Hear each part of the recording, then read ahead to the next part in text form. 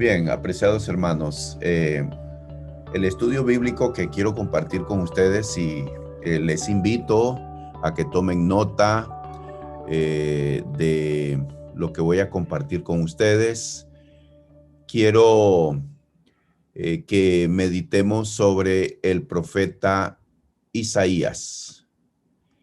Estaremos reflexionando y extrayendo lecciones para nuestra vida. Esta clase, este estudio bíblico, lo he preparado especialmente con el propósito de que sirva de inspiración para todos ustedes como hombres que sirven en la iglesia.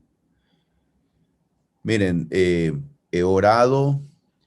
He buscado la dirección de Dios para este tema, este estudio bíblico que quiero compartir con ustedes.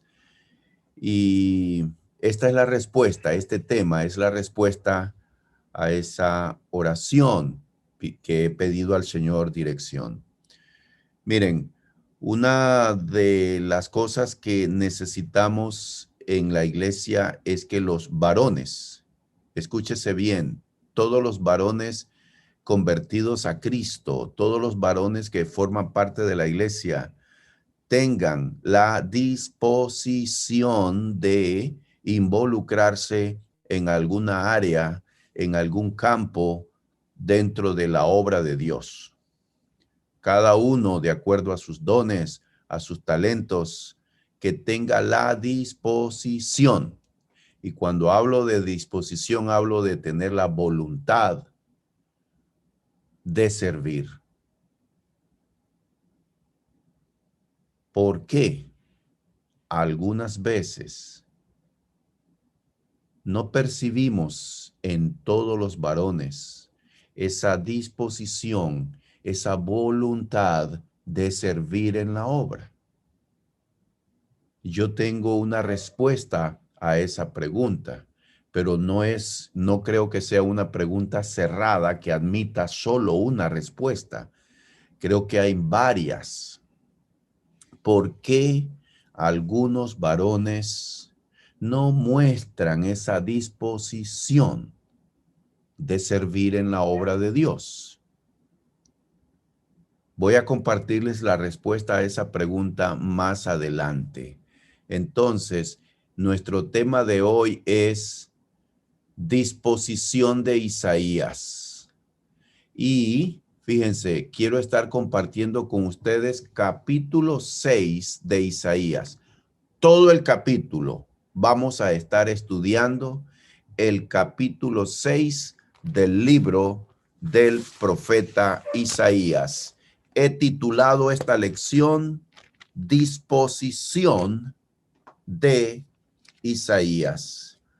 Miren, antes de entrar al pasaje, son 13 versículos nada más que contiene Isaías.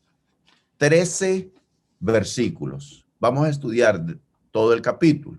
Es muy corto. Sin embargo, quiero analizar el contexto de ese capítulo. Miren, permítanme compartir con ustedes el contexto de ese pasaje. Desde el capítulo 1 hasta el capítulo 5, Isaías emplea duros términos para señalar la condición espiritual de Judá. Miren, cuando hacemos un análisis de Isaías capítulo 1 al capítulo 5, encontramos que el profeta se dirige al pueblo de Judá con palabras que señalan la condición espiritual de Judá, pero son palabras duras. Fíjense, yo como predicador del evangelio que tengo la tarea de preparar mensajes, sermones continuamente para la iglesia, Algunas veces yo sé que es difícil hablar con términos duros o como un viejo refrán que dice al pan pan y al vino vino. Hermanos, es muy difícil pararse al frente y hablar eh, señalando nuestras fallas a modo de exhortación, a modo de llamado al arrepentimiento. Es difícil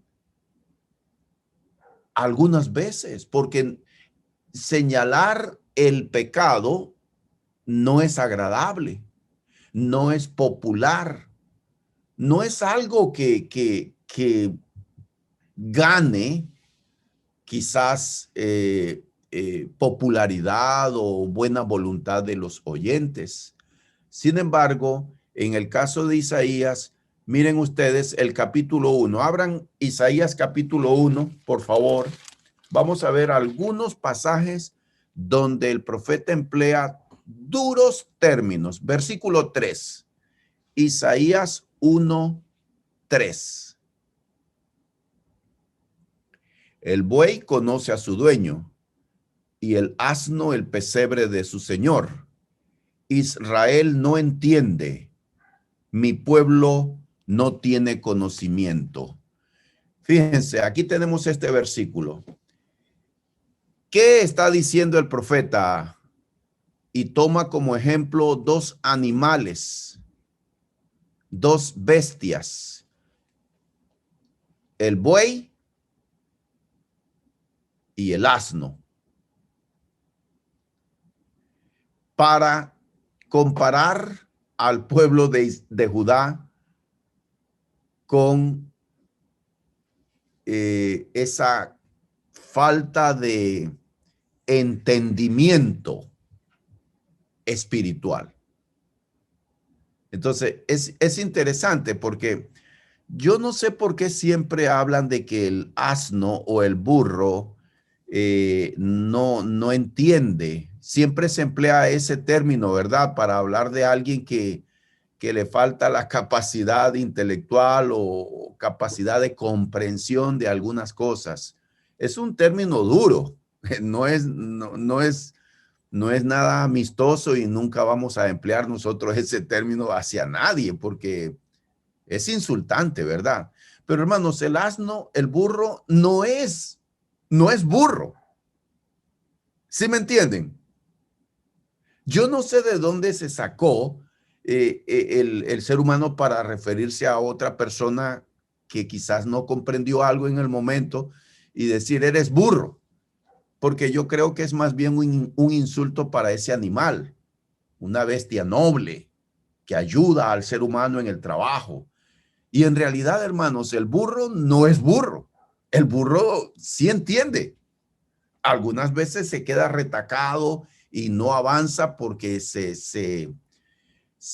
pues, se cerró y no quiere avanzar. Pero el profeta aquí básicamente está diciéndoles, ustedes son peor que el buey, peor que el burro, porque estos animales aprenden sus tareas, las tareas del campo, y siguen el trabajo que el hombre les pide hacer. Sin embargo, ustedes, pueblo de Judá, no entienden. Eh, Eso es insultante, ¿verdad? Hablar en esos términos, duros términos. Ustedes no entienden. Versículo 4. Miren cómo se refiere en el versículo 4. Isaías 1:4. Oh gente pecadora, pueblo cargado de maldad, generación de malignos, hijos depravados. Dejaron a Jehová, provocaron a ira al Santo de Israel, se volvieron atrás. El profeta dirige estos términos. No son agradables, ¿verdad? ¿Están captando el punto, hermanos? Isaías trae un mensaje duro. Depravados, les llama depravados, pecadores, pueblo cargado de maldad. Yo creo que la versión Dios habla hoy dice así: hay gente pecadora, pueblo cargado de maldad, descendencia de malhechores, hijos pervertidos. Versículo 6, continuamos haciendo referencia a ese mensaje duro, palabras duras de Isaías. Versículo 6, desde la planta del pie hasta la cabeza, no hay en él cosa sana, sino herida, hinchazón y podrida llaga. No están curadas, ni vendadas, ni suavizadas con aceite. Hermanos, este versículo es uno de los versículos clásicos que grandes oradores cristianos han empleado para preparar sermones evangelísticos. Este versículo habla de la condición espiritual de Judá en los días de Isaías. Es como alguien que tiene una herida que no le ha sanado y las moscas le han puesto gusano. Ese es un cuadro asqueroso, ¿verdad? Ver cómo supura pus, esa llaga que no se sana, esa cicatriz esa herida que no cicatriza.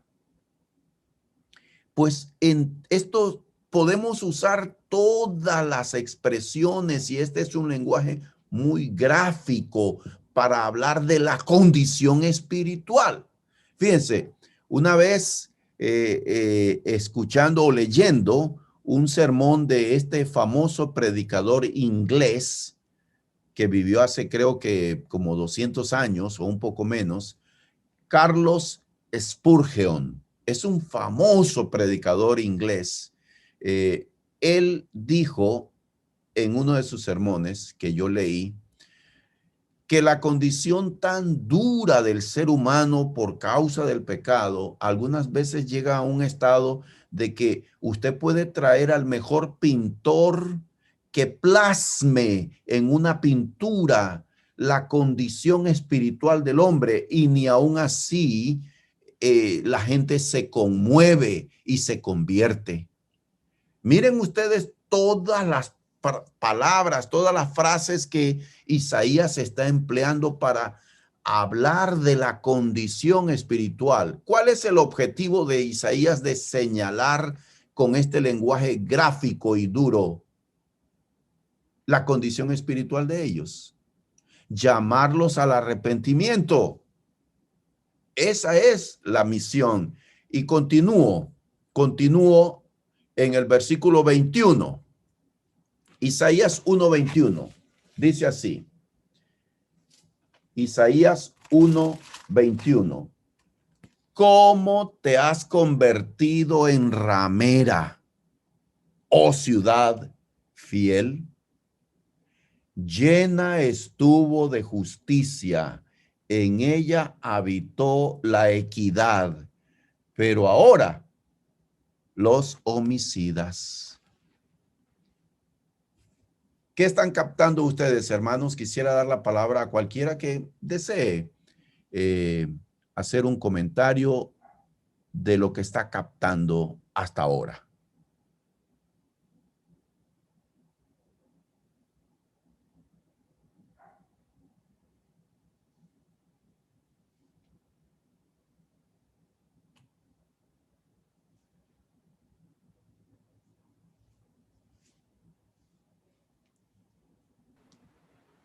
Isaías está hablándole a Judá y a Jerusalén. Sí. Jerusalén es como la casa de los judíos, ¿no?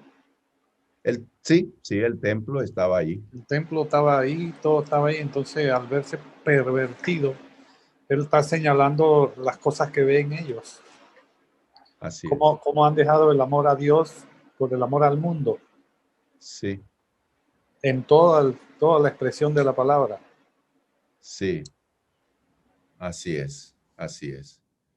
Muy bien. ¿Alguien más? Yo lo veo también, hermano, como dice el hermano Gerardo, que lo que él está haciendo es como tratando de hacerle ver a ellos lo que eran antes y cómo han dejado eso para hoy día, como usted antes empezó diciendo, como decirle las cosas claras sin rodeo de la situación específica como ellos están viviendo. Sí. Porque a veces pasa así, hermano, a veces uno se anda por las esquinitas para no hacer sentir a la persona, pero ya en este momento lo más probable es que eso de andarse por las esquinitas no lo iban a entender. Él está siendo claro de la situación y condición espiritual que ellos están viviendo. Así es, así es. Miren, algunas personas se ofenden, inclusive cuando el Señor Jesús anduvo en la tierra predicando, hubo uno de los discípulos que dijo, dura es esta palabra, ¿quién la oirá? Y dice el texto que desde entonces muchos se volvieron atrás y que Jesucristo les lanza un reto a sus discípulos con esta pregunta. ¿Queréis acaso iros también vosotros? Y ahí fue donde surge esa famosa declaración de fe de Pedro cuando dijo, ¿a quién iremos, Señor? Tú tienes palabras de vida.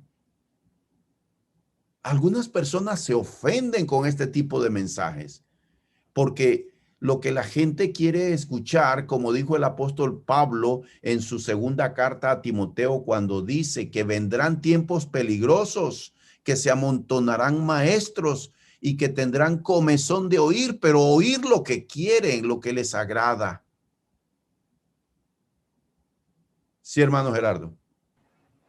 Estoy pensando en lo que hemos planteado y en lo que leíste hace un instante y me pongo a pensar, cuando uno tiene una herida que está enconada, que está infectada, y vas al médico y la enfermera va al dispensatorio y va a limpiar esa herida, tú no aguantas que esa herida te la estén tocando, te la estén manipulando, pero para conseguir la sanación hay que pasar por ese proceso. Y aquí lo que Isaías me está diciendo esta noche es esa parte que debemos que frenar y analizar, limpiar para que esa herida sane y poder corregir. Y creo que el primero es reconocer que así como le habló a Judá y a Jerusalén, hoy nos habla a nosotros. Así es, así es. Hermanos, ¿necesitamos nosotros hoy en día pararnos al frente y hablar así al pueblo de Dios? ¿Hay una similitud en cuanto a la condición espiritual del pueblo de Dios hoy en día? Necesitamos tener hombres como Isaías que valientemente se presenten y hablen con autoridad de Dios, sin insultar, sin ridiculizar, sin hacer sentir a los demás que él cree que es mejor que ellos, pero hablar la verdad. Isaías, entonces, el tema que quiero compartir con ustedes se llama la disposición de Isaías. Y yo les dije que lo que yo deseo con este tema es que sirva de inspiración para ustedes y para mí de tener esa buena voluntad de servir en la obra de Dios. Ese es el propósito de esta reflexión, de esta clase, de este estudio bíblico. Y que lo voy a tomar de Isaías capítulo 6, pero yo quiero que veamos el contexto del ministerio de Isaías. Entonces les estoy diciendo que desde el capítulo 1 hasta el capítulo 5, Isaías se dirige al pueblo con términos duros, muy duros, para revelar o señalar la condición espiritual de ellos. Miren, en el capítulo 5, ese es otro capítulo clásico de Isaías. Capítulo 5, no lo vamos a leer. Isaías emplea allí la parábola de la viña. Parábola de la viña, así se titula ese capítulo. Judá es el viñedo, la plantación de uvas de Dios. Dios preparó el terreno, limpió de piedras, puso una cerca, lo cercó y escogió la semilla de calidad de uva y la sembró, la cuidó, la protegió. ¿Y qué esperaba el Señor de ese viñedo? Que diera fruto, buen fruto. Pero cuando llegó el tiempo de la cosecha, ¿qué encontró el Señor? Que ese viñedo produjo uvas silvestres.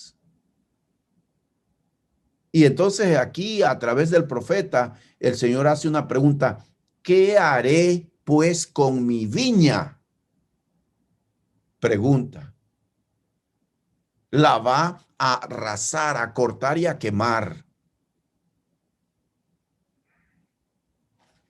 Judá ha producido uvas silvestres a pesar de los tiernos cuidados de Dios.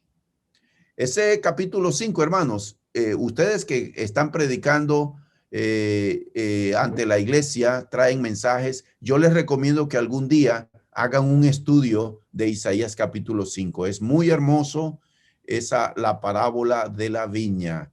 El pueblo de Dios no da el fruto de calidad, sino uvas silvestres, uvas agrias, uvas que no sirven, a pesar de que Dios tuvo todos los cuidados protegiendo, cuidando esa viña.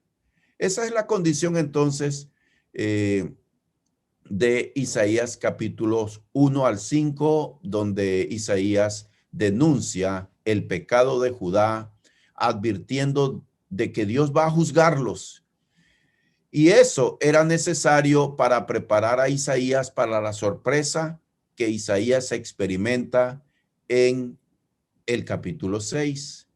Durante 5 capítulos, Isaías ha apuntado con el dedo a sus compatriotas. En el capítulo 6, en presencia del Dios Altísimo, de repente Isaías reconoce su propio pecado. Finalmente se le ocurre que no solo está viviendo entre un pueblo de labios impuros, sino que él es uno de ellos, que sus labios son impuros. Leamos por favor Isaías capítulo 6. Ahora sí nos toca leer entonces Isaías capítulo 6. En el año que murió el rey Uzías, vi yo al Señor sentado sobre un trono alto y sublime, y sus faldas llenaban el templo. Por encima de él había serafines, cada uno tenía 6 alas. Con 2 cubrían sus rostros, con 2 cubrían sus pies, y con 2 volaban. Y el uno al otro daba voces diciendo: Santo, santo, santo, Jehová de los ejércitos, toda la tierra está llena de tu gloria. Y los quiciales de las puertas se estremecieron con la voz del que clamaba, y la casa se llenó de humo. Detengámonos aquí y quiero hacer entonces una exégesis de estos 4 versículos. Ahora, llegó el momento para Isaías. Tú también, Isaías, tú también eres pecador. Y llega entonces a sentirse humillado. Ahora veamos el versículo 1. Isaías 6:1, en el año que murió el rey Uzías. Uzías, conocido como Azarías, en Segundo de Reyes, capítulo 15, fue uno de los mejores reyes de Judá. Escuchen este dato que es muy importante para entender la referencia que hace Isaías capítulo 6, versículo 1, cuando él dice, en el año en que murió el rey Uzías. Repito, hermanos, Uzías también es llamado Azarías en Segundo de Reyes, capítulo 15. Y este fue uno de los mejores reyes de Judá, el mejor después de Salomón. Comenzó a reinar a la edad de 16 años y reinó 52 años. Segunda de Crónicas 26:20. Uzías sería recordado con cariño y su muerte sería recordada con gran tristeza. Entonces, miren, ¿por qué Isaías hace referencia a la muerte del rey Uzías cuando él va a relatar la experiencia de que vio al Dios Todopoderoso? Él dice, en el año en que murió el rey Uzías, vi yo al Señor sentado sobre un trono, alto y sublime, y sus faldas llenaban el templo. ¿Saben por qué, hermanos? Porque el año en que muere el rey Uzías, el pueblo estuvo de luto todo el año y era un acontecimiento extraordinario. Un gran rey ha muerto. Un gran rey ha muerto. 5 décadas reinó ese rey. Pero ¿saben qué? La razón por la que Isaías hace referencia a que él vio al Señor en el año en que murió el rey Uzías es por esto. Estamos haciendo exégesis, hermanos. Exégesis significa ver qué significó el pasaje y ver qué significa para nosotros. Eso es hacer exégesis. Es un trabajo de análisis del texto bíblico. Una exégesis, usted profundiza para entender qué significó el pasaje en el pasado, en la época en que fue escrito, para el contexto histórico de ellos. Y luego la exégesis nos lleva a entender qué significa ahora para nosotros. Muy bien, entonces, ¿qué resulta? Que Isaías vio al Rey de Reyes y Señor de Señores en el año en que todos estaban llorando la muerte de un gran rey. Dios le dice, yo soy el Rey de Reyes y Señor de Señores. Y se le presentó y fue cuando Isaías tuvo esa experiencia de ver a Dios. Hermanos, el ministerio de Isaías se extendería por 4 décadas. Otro dato interesante para que conozcamos un poco más este personaje, Isaías, al que también se le conoce como el profeta mesiánico. La razón es que el libro de Isaías contiene más profecías sobre la venida del Mesías que cualquier otro profeta. Isaías es conocido como el profeta mesiánico. Vi yo al Señor sentado sobre un trono alto y sublime, y sus faldas llenaban el templo. ¿Saben qué significa esta experiencia? Sus faldas llenaban el templo. Imagínense ustedes, hermanos, imagínense. Sus faldas llenaban el templo. El recinto del templo, yo no en este momento no tengo referencia cuánto medía el recinto del templo. Pero imagínense ustedes este trono que era alto y sublime. Está hablando allí de la gloria, de la majestad, de la grandeza de ese trono, el trono del Rey de Reyes y Señor de Señores. Pero la vestidura, sus faldas, llenaban el templo. ¿Saben qué es lo que está describiendo Isaías? Está describiendo de que él, a la par, de pie, frente a este trono donde está el Señor de Señores, él era una miniatura. Todo es enorme para Isaías en la gloria de Dios. Todo es inmenso. Todo le parecía grande y él se miraba tan pequeño ante el Dios 3 veces santo. Isaías describe a seres angelicales, a los cuales llama, ¿cómo los llama? Serafines. Recuerden, hermanos, estas son criaturas. Los serafines son considerados como los guardianes de la gloria de Dios.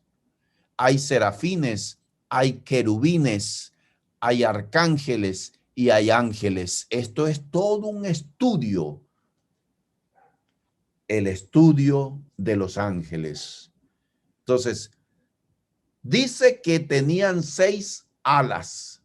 Y noten esto. Ellos alababan continuamente al que está sentado en el trono y decían santo, santo, santo, 3 veces santo, porque en el idioma hebreo no existía el plural, como nosotros que le agregamos la S y ya tenemos plural. En el idioma hebreo no hay el plural.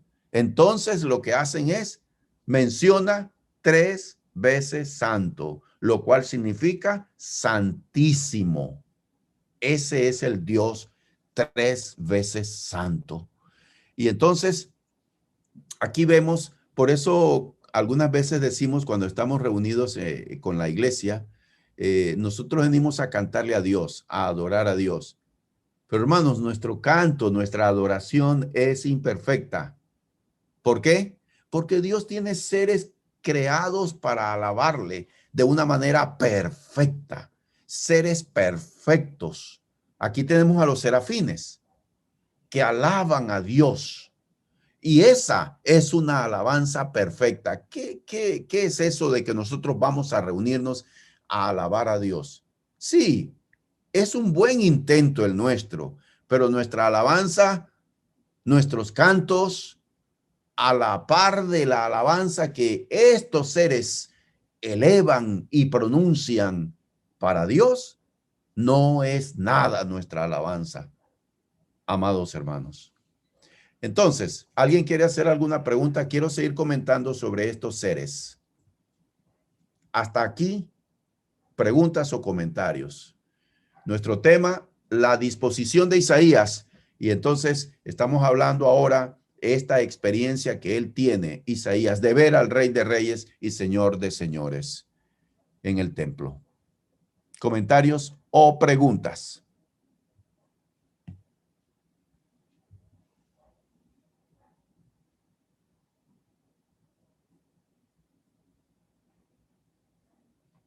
Seguimos. Entonces dice aquí que ellos tenían 6 alas. Hermano, disculpen nada más. Usted mencionó que el ministerio de Isaías, ¿cuántos años duró? 4 décadas. 4 décadas. 40 años. Gracias. De Isaías, sí. No, usted habló de Usías. Usías fueron 5 décadas. 5 décadas. 5 décadas. Reinó. Isaías 40 años. Muy bien. Entonces, los serafines dice que con 2 alas cubrían su rostro, con 2 cubrían sus pies y con 2 volaban. Hermanos, ¿saben qué significa esto? Esa es una manera de expresar la reverencia que ellos tenían al que está sentado sobre ese trono alto y sublime. Se tapan la cara, ¿por qué? Porque no son dignos de mirar al Rey de Reyes.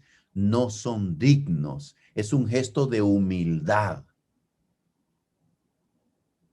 ¿Notan la profunda reverencia? Comparen ustedes ahora nuestra actitud en las reuniones de la iglesia cuando iniciamos con una oración aperturando o dando la apertura del culto y decimos, esta reunión es para adorar a Dios y empezamos ahora. oramos pidiendo la bendición de Dios y que Dios esté presente como nuestro invitado de honor, porque es a Él a quien adoramos. Ahora analice y vea, eche una mirada a los rostros de los miembros que se reúnen en la iglesia. ¿Tienen esta actitud de reverencia?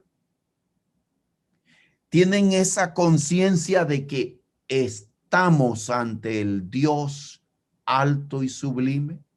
Los serafines se tapan porque ellos no se sienten dignos de ver al Dios 3 veces santo y se tapan los pies.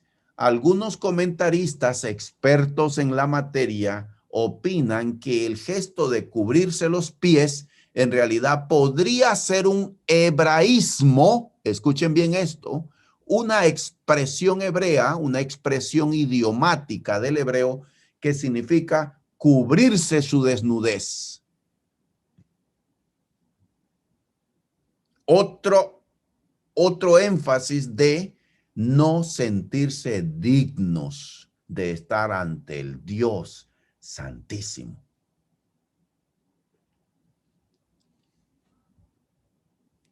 Y entonces hay dos efectos dramáticos en este evento donde Isaías mira en el templo este trono alto y sublime y al Dios santo. Y los serafines que están volando y diciendo santo, santo, santo. Dos efectos dramáticos que hay. ¿Cuáles son esos dos efectos dramáticos en la narración que acabamos de leer? Que las voces sacudían el templo. Dice que hubo un temblor. Se movieron los quiciales de las puertas. Miren un efecto dramático. Imagínense ustedes, está oyendo ese lenguaje celestial. Hermanos, ¿cómo suena el lenguaje de los ángeles? Si pudiéramos oírlo de una manera audible, como Isaías se le dio esa capacidad en ese momento de escuchar el lenguaje de los serafines y de entender que estaban diciendo santo, santo, santo eres Dios todopoderoso. Toda la tierra está llena de tu gloria. Y eso tapándose. Hermanos, qué experiencia extraordinaria ver a los serafines. Son seres superiores que los ángeles. Recuerden que en el mundo angelical Dios creó jerarquías.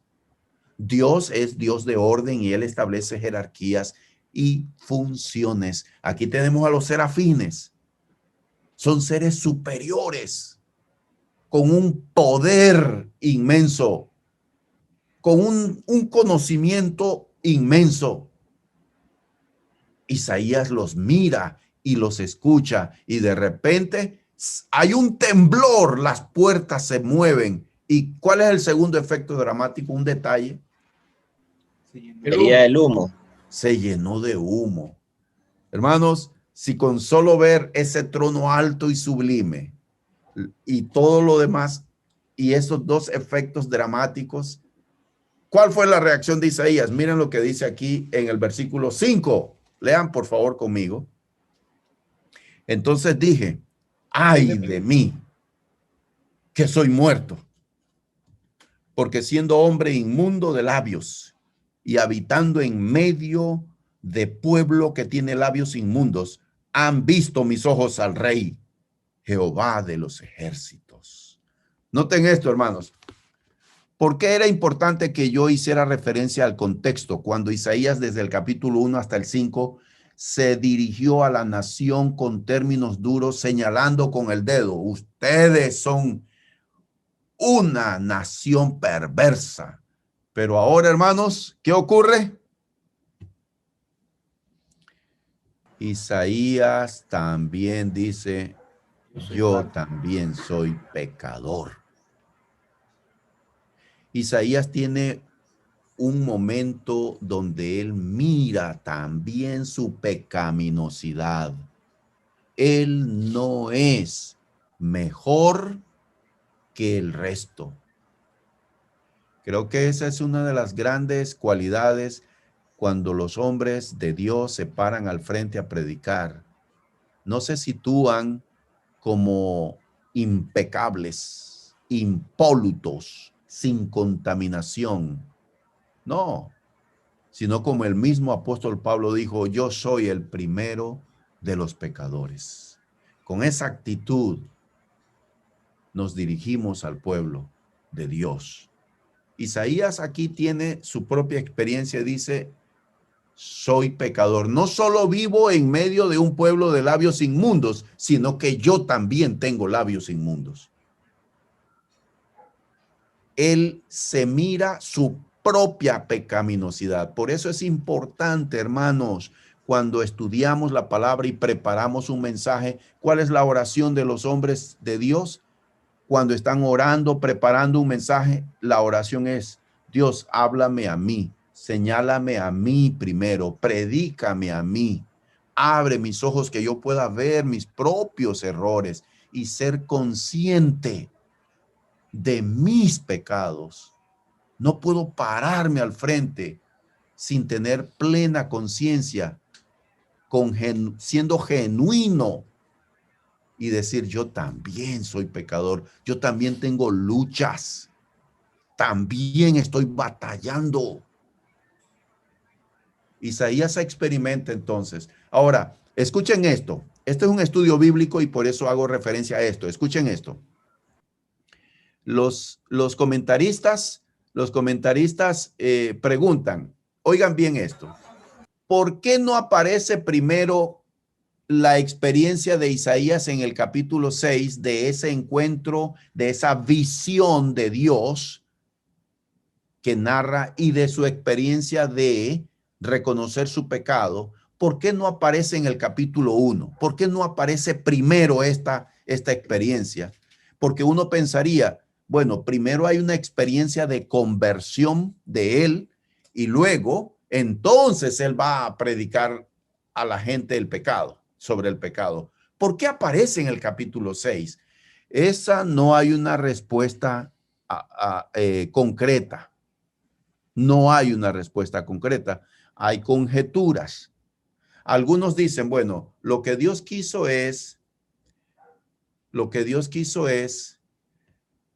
que Isaías empezara a predicar y luego en el capítulo 6 él tiene su propia experiencia de encontrarse con Dios y de ver su pecaminosidad para reforzar y continuar su ministerio. Eso es lo que algunos opinan. Entonces, versículo siguiente, hermanos, seguimos. Versículo 6. Y voló hacia mí uno de los serafines, teniendo en su mano un carbón encendido, tomado del altar con unas tenazas, y tocando con él sobre mi boca, dijo, he aquí que esto tocó tus labios, y es quitada tu culpa, y limpio tu pecado. Después oí la voz del Señor que decía, ¿a quién enviaré? ¿Y quién irá por nosotros? Entonces respondí yo, heme aquí, envíame a mí. Detengámonos aquí en el versículo 8. ¿Ok? Entonces Isaías, genuinamente conmovido de ver la santidad de Dios y de ver su propia pecaminosidad, él expresa, reconoce su pecado. Entonces uno de los serafines toma del altar. Recuerden, el altar era el lugar donde se sacrificaban los animales en los diferentes tipos de ofrendas y sacrificios. Sacrificios de paz, sacrificios de gratitud, sacrificios de reconciliación, etcétera. Entonces, estas brasas Estas brasas habían sido usadas para quemar el animal. Significa que eran santificadas, era un fuego santificador. Y viene el serafín con unas tenazas, toma brasas y le toca la boca. Y le dice, has sido limpiado, has sido perdonado. ¿Cuál es la respuesta de Isaías? ¿Cuál es la respuesta de Isaías, hermanos?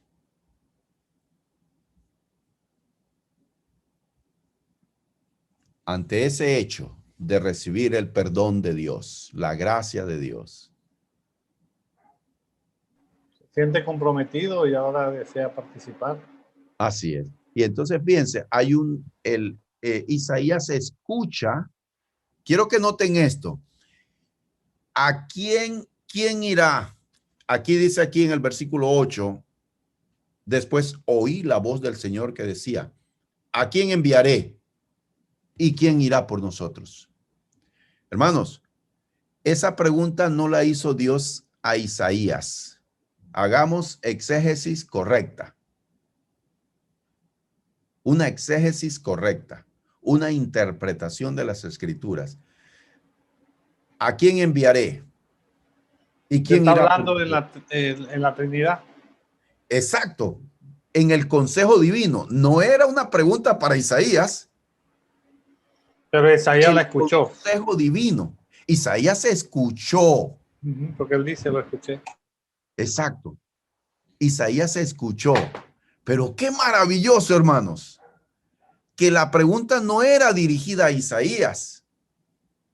Él la oyó, pero lo maravilloso es la respuesta de Isaías, la disposición de Isaías.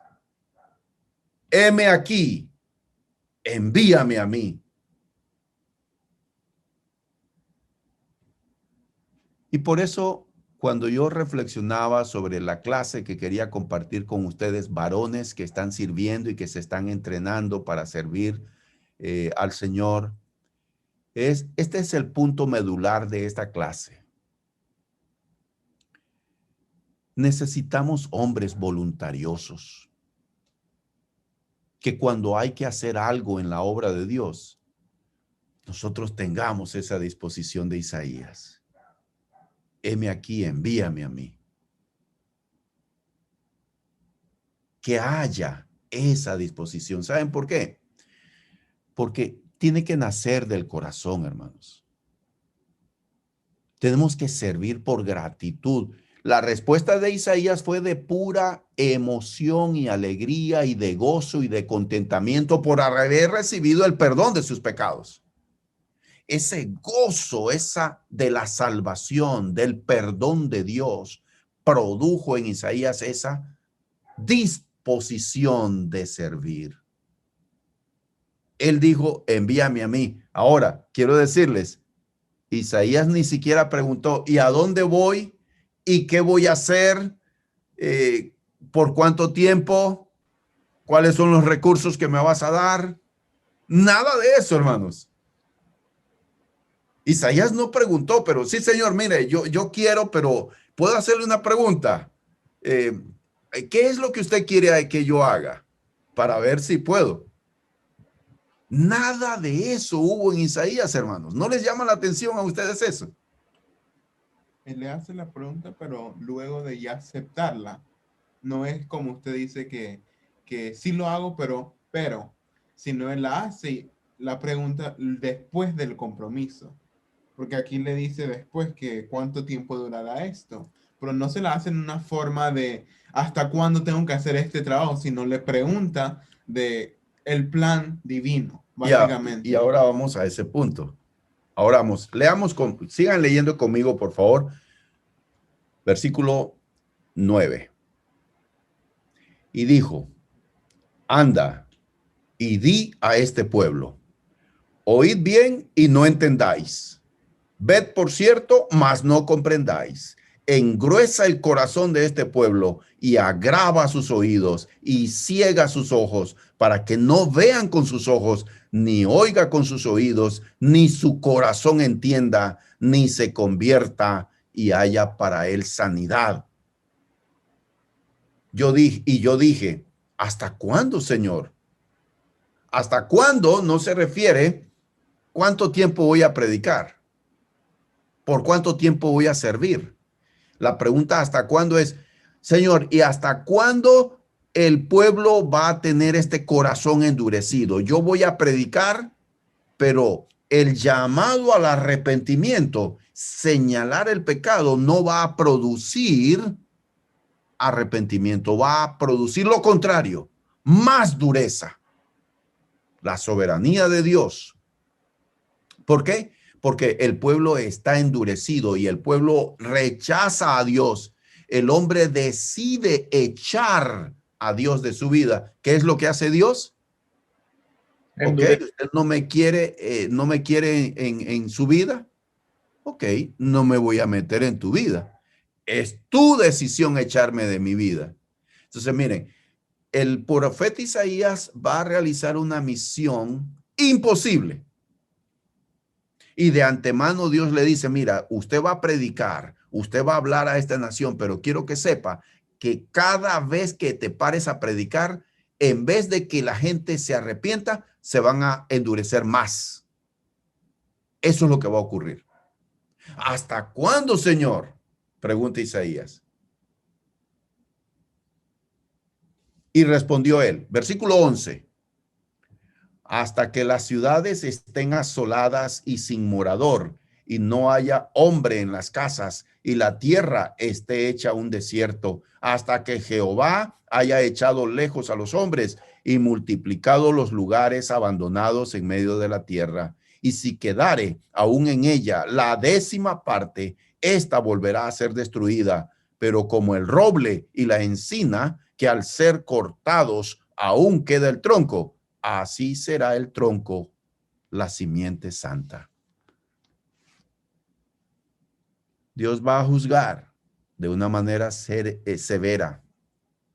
Dios va a arrasar con su pueblo, pero el capítulo termina con un rayo de esperanza. Va a quedar un tronco y Dios va a volver a hacer que retoñe y que renazca ese árbol que dé fruto para Dios. Dios castiga severamente, pero Dios es un Dios compasivo y misericordioso. Ese es el mensaje de Isaías. Comentarios finales de parte de ustedes, hermanos. Me gustó bastante la pregunta esa que le hace. Que no le estaba preguntando cuánto trabajaré yo, sino cuánto trabajarás tú. Le estaba preguntando cuánto durará tu labor, no la mía. Sí. Y es una pregunta muy hermosa si uno se pone a ver la disposición a saber que tu trabajo, después de lo que le dijo, la disposición a saber que aunque trabajes por 40 años, no verás la culminación de lo que empezaste. Sí. Y es hermoso aún así la disposición que él tenía. Dios quiera que en nosotros siempre haya esa disposición de servir en la obra. ¿Saben por qué, hermanos? Porque es un honor servir en la obra de Dios. Porque la iglesia es de Cristo. Él la compró con su sangre. La iglesia le pertenece a Cristo. Y nosotros estamos, miren el honor y el privilegio de entrar a una labor que tiene resultados eternos. El trabajo que usted hace aquí, un trabajo cualquiera, sea profesor, sea abogado, constructor, lo que usted sea, son cosas de la tierra y son temporales. Pero cada obra que usted hace en la iglesia es de consecuencia eterna. Y tenemos el honor de servir en la obra. Entonces, cada vez que se hace el rol de servidores, ¿quién va a orar? ¿Quién va a dar la bienvenida? ¿Quién va a hacer esto? ¿Quién puede ayudar a lavar el bautisterio? ¿Quién puede ayudar a cortar la hierba? Hermanos, la respuesta es, heme aquí, envíame a mí. cada trabajo que se hace, no importa, hermanos, todo lo que se hace para Dios, recibimos recompensa de Dios. Necesitamos tener esa conciencia y tener esa disponibilidad. Heme aquí, envíame a mí.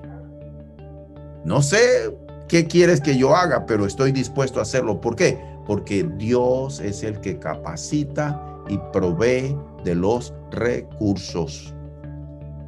Es su obra, no es mía. No es mía, es obra de Dios. Él va a proveer. Solo somos colaboradores.